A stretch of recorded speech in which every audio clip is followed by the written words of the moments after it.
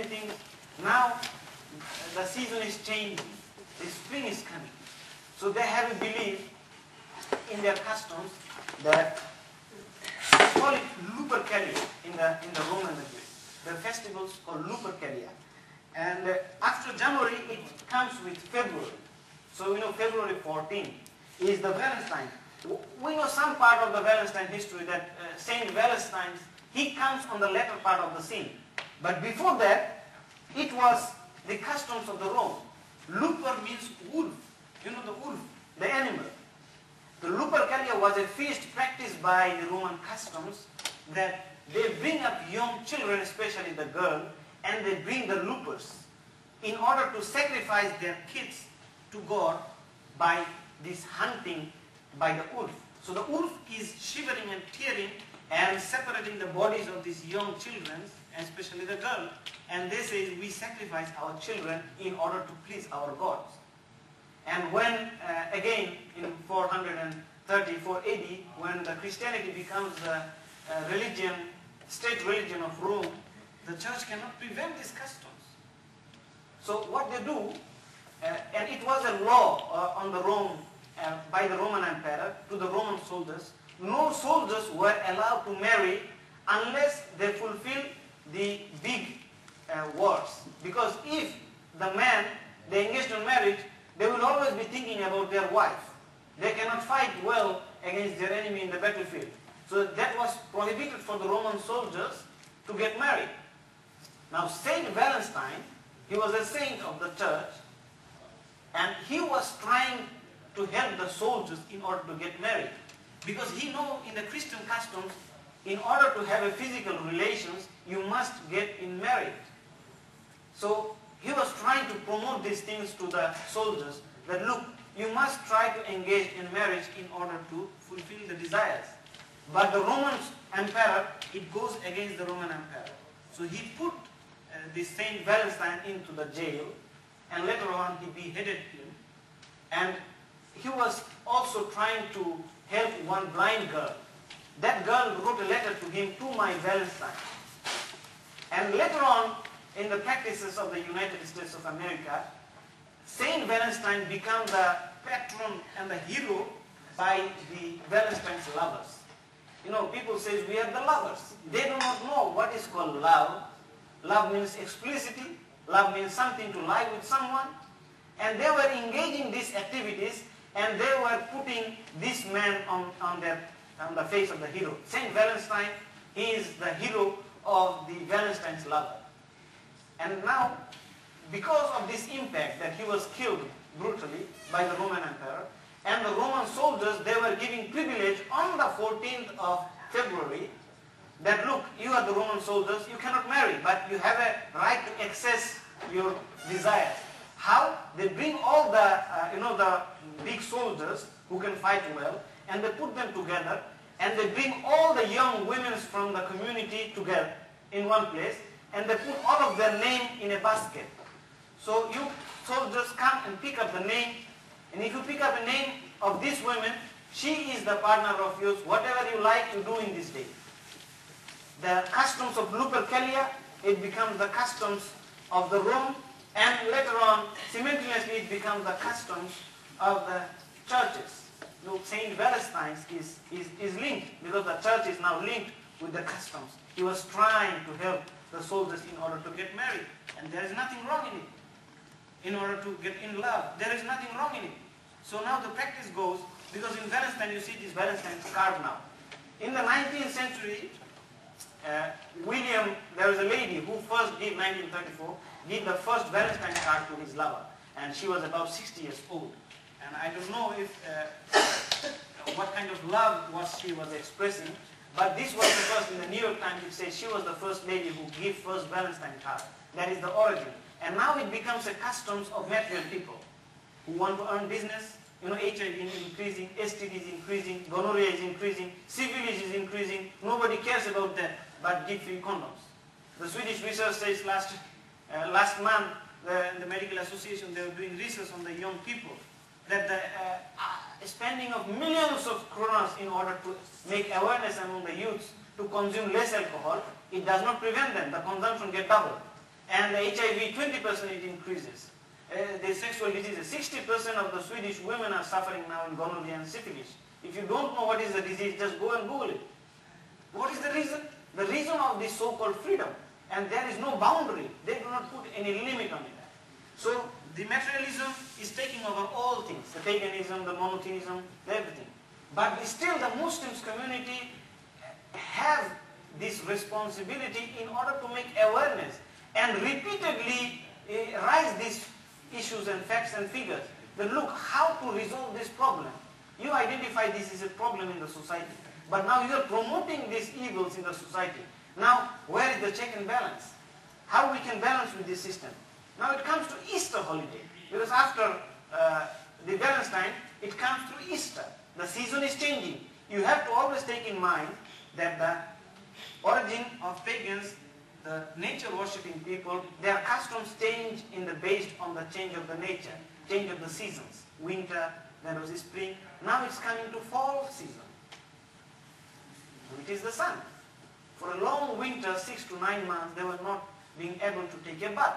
The nature was dead because the trees are now leaving the leaves. So for a long time, all the nature is dead. Now what happens in Easter, they believe there is a goddess called Ostress. She is the goddess, a female god, of the symbol of fertility. Because now a woman can become pregnant. You see the rabbits, how it comes to the picture. The eggs. Eggs is a symbol of fertility. You put 1 or 2 rabbits together, you will see the rabbit is jumping like frogs in the rainy season. If you see the frogs, you see it will jump in the rainy season here and there. So the rabbits, it comes in the picture. The fertility symbol. The eggs coming in the picture. But where is the root?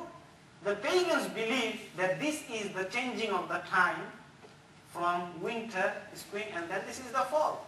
The weather is warm. The nature, the plants are getting life, leaves, life. The sun is coming back. So now people were not taking bath because of the fear of pneumonia, because of the cold. Now they take up their old clothes and they take up the new cloth after they take a bath. And there is a new sun. So the nature is resurrected. It has nothing to do with the resurrection, death and resurrection of Christ. Supposedly it should be the festival of resurrection of Christ. But what is the origin? The origin of the birth of the nature. The rebirth of the nature. The nature was dead, now it is alive. So these customs, it is mixed up now with monotheistic religion, Christianity. Birth and resurrection of Christ. And now we Muslims, we have a stand firm. Allah the Almighty says He was neither crucified, neither He was killed, neither they did anything to Him. They think they have done the job. In Surah An-Nisa chapter 4 verse 157 and 158. And in the Christendom, in the Bible, it's also prescribed that He was not crucified, neither He was resurrected. He was alive and He was ascension to heaven. But now, that was not our point. The point is, what is the root of the celebration of Easter? These fertility symbols, it becomes in the picture now. You see every Easter, especially last Easter, if you see, the movie is going on, the advertisement is going on, the reclam is going on, the marketing is going on. Every shop you will find the eggs is there. What is something to do with the eggs? Not a single Christians have ever known. I asked many learned men, why is the Easter linked up with the eggs? They do not know. Then I opened up from online that look, this is the Encyclopedia Britannica. And you go to history.com to find out the history. Even the National Geography, and write the keywords. The origin of Easter, the origin of Halloween. And encyclopedia, especially in the 15th edition, they prescribe in details about the roots of all these customs. And learned men, they do not know, because they don't care. We don't care. We just want to buy something and appease our neighbors, or our children, or our families. And this also, Muslims are engaged with them, because we live in a society, either in here or in our countries, or in Arab lands, because the media is everywhere. You cannot escape from, either if you escape from one, you will get caught up with another one. The children, especially in the school, they are the biggest sufferer. And unfortunately, the Islamic organization cannot produce that atmosphere to create this weekend. We must have enough entertainment to the mosque, to the Islamic cultural centers, to other Islamic organizations. We have a series of activities so that Muslims should engage on there. And we should also feel it our responsibility to prevent ourselves from practicing paganism than to practice the monotheism. We should meet our brothers. Look at the significance. That was I was initiated to tell the significance of the religious festivals. The significance of Ramadan, the significance of Eid al-Fitr, the significance of Hajj, and the significance of Eid al-Hajj. We have these two great festivals. Beside that, we have Friday. The Prophet, peace be upon him, in Bukhari and Muslim, he said that Friday is also a day of celebration for the Muslim Ummah. Why is that? What signifies that? What evil are there in the pagan customs? We now know many of these. There are also other endless number of celebrations. We do not have time to go through in depth of that. But if we analyze, we have the records in our hand. But when it comes to the rituals and the practices of the Muslim, especially the religious customs, we know there are two Eidah, the Eid al-Fitr and the Eid al-Adha. We know Ramadan, what we learn from the Ramadan. We celebrate Ramadan and we welcome Ramadan. Allah the Almighty says in Surah Al-Baqarah chapter 2 verse 183, the why Ramadan is prescribed to you, as it was prescribed to the people before you, so that you may learn self-restraint. What is the meaning of learning self-restraint? We know in Ramadan we are forbidden to not only to abstain from the food and the drinks, from physical desires, from the evil of the hearts and the minds, from the actions of evil. Falling into anything that will lead us into evil, we are told to abstain from that during Ramadan. And that helps us in order to practice these things later part of the year. If we practice good things for 1 month, we are punctual, more punctual. Our connection with the Quran, it increases in Ramadan. Because Taraweeh, it gives us an importance to remember our responsibility with the Creator and with the fellow human being. And our heart, it becomes softened, whether a strong Muslim or a weak Muslim. Because our heart becomes soft, we are more attached to practice the deen. And our focus is very clear, we concentrate. The unity, the significance most important, the unity of the Ummah. We get all the unity together. Look at the prayers, the congregational prayers, the Taraweeh, the Eid al-Fitr. So it always helps us in order to be more good people, in order to be more rising our taqwa. That is most important, to rise our taqwa. How? By practicing more of the good things. If we practice more, our taqwa increases. If we do not practice, we are lost. Gradually we are lost, because the faith does not stand at the same point all the time. It has a flow. So the Ramadan teaches us to transform our life from one segment, one status, to another status. The Prophet, peace be upon him, he says in Bukhari, you read the book of fasting, book of Psalm. He says the one who passes the Ramadan and who is not deprived from the sin is truly a deprived one. What does it mean? Quran comes here to transform the life, to transform our understanding. If we are the same as we were before the Ramadan, it is not what the Ramadan is teaching us.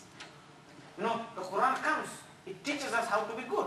So before Ramadan and after Ramadan, we must make a calculation, self-judgment by ourselves. How much we improve. We do not tell false, we do not tell lie, we do not do this evil, we do not see the evil, we do not do this, because that makes us closer to follow the deen. And what happens if we are away from the deen? We are lost like the others.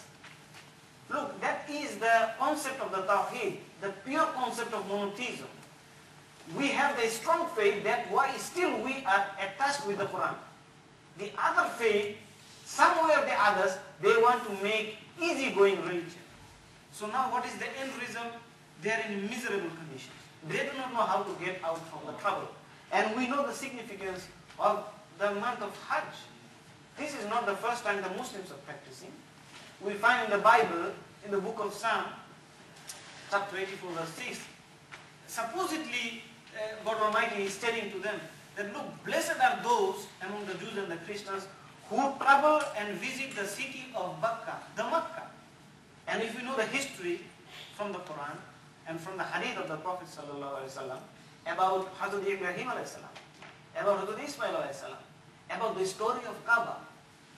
And there are surahs in the Quran. We know Surah Ibrahim, chapter 14, from verse 1 to 52, it prescribed in details. In addition to Surah Baqarah, chapter 2, verse 123 to 132, we will find Surah Al-Saffat, the story Ibrahim a.s. prayer to Allah subhanahu wa ta'ala for his son. But what was his mission? The mission of Hazrat Ibrahim a.s. What was the mission of the Prophet? To eradicate the idolatry, the paganism, and to establish monotheism. That was to invite people to be more peaceful, to remember their responsibility that they are only for a short time in this world and they have a bigger part in the hereafter, the life eternal. And that was the message they were conveying to their people, because they were worshipping 360 gods. The primitive Arabs before the advent of Prophet Muhammad. And this was not different from the time of Hazrat Ibrahim a.s. And he was prescribed by Allah subhanahu wa ta'ala that when he was called his people to destroy the idols and to worship Allah, what the people did? They threw him to fire. They threw him into fire and Allah saved him. And he was praying and asking for righteous children. So Allah gave him Ismail alayhi salam at the later age of his life. And the story is there in the Quran, and the hadith of Bukhari in volume 5, hadith 583. It prescribed the illustrations about the building and the build-up of Kaaba, the Makkah, where we call from pilgrimage. Ibrahim alayhi salam, he migrated from his people and he was in a desert. Allah told him to leave his family, Bibi Hajara and Hazrat Ismail alayhi salam. He was infant. And we know the story, how Bibi Hajara, he was traveling from Safa and Marwa. And what is still today it signifies us when we go to pilgrimage. We remember those incidents. That is the struggle of Ibrahim alayhi salam, the struggle of Hazrat Ismail alayhi salam.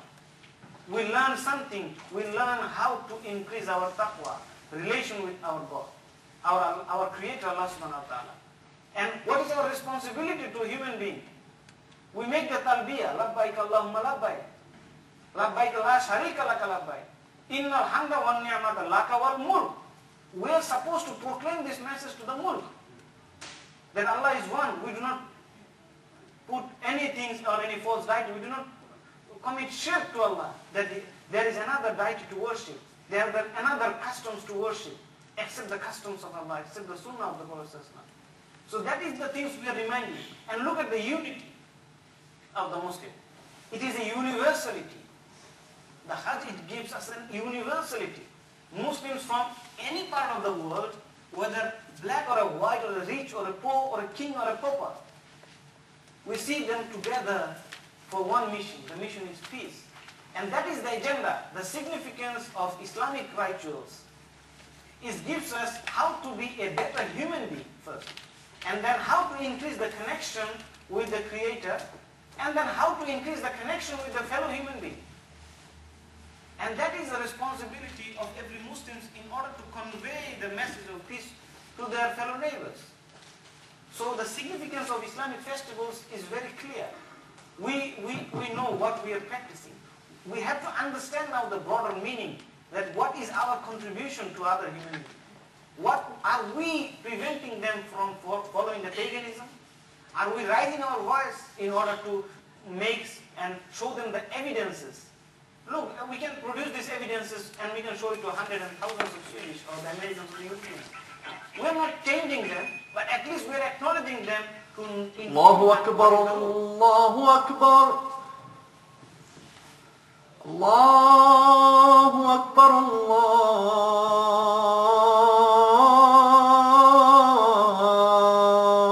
Akbar. Ashhadu an la ilaha illallah.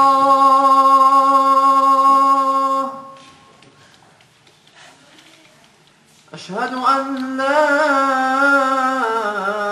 ilaha illallah.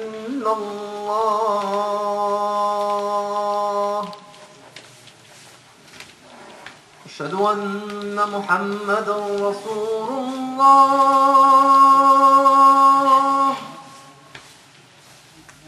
أشهد أن محمدا رسول الله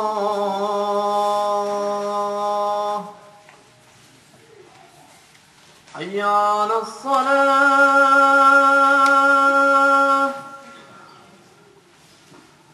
حي على الصلاة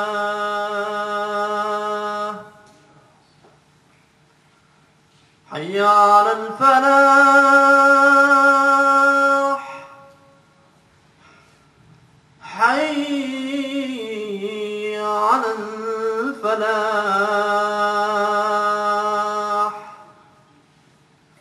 الله أكبر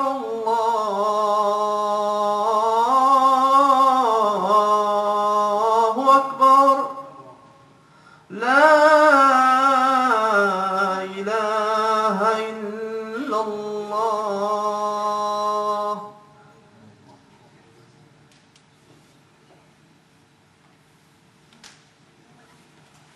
الحمد لله والصلاة والسلام على رسول الله وعلى آله وصحبه أجمعين أما بعد أعوذ بالله من الشيطان الرجيم بسم الله الرحمن الرحيم وما خلقت الجن والإنس إلا ليعبدون. Dear brothers and sisters, now in the conclusion of the talk, and inshallah after the Asr prayer we will come for question and answer sessions if you have any queries and clarifications. But where should we Muslims stand for and what we can do? Look, these festivals, they will not teach us generosity. The festivals done by the pagans. It will never teach us how to learn discipline. It will always teach us how to get out of from your home and do some funds that has no legitimacy in terms of building peace and in terms of building relations to the neighbors, in terms of building relations foremost with your Creator. And it will never teach us how to be patient.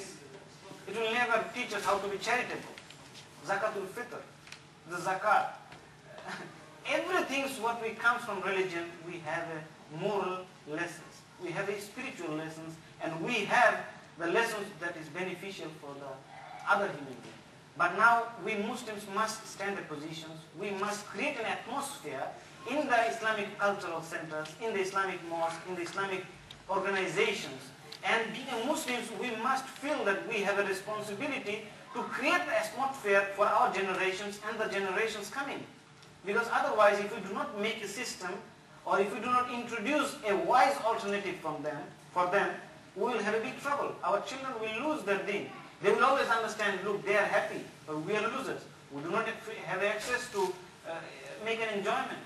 So with this word, inshallah, after the Salatul Asr, inshallah, we will try to enlighten some of the issues, and inshallah, we will take questions and answers from you. وآخر دعوانا الحمد لله رب العالمين.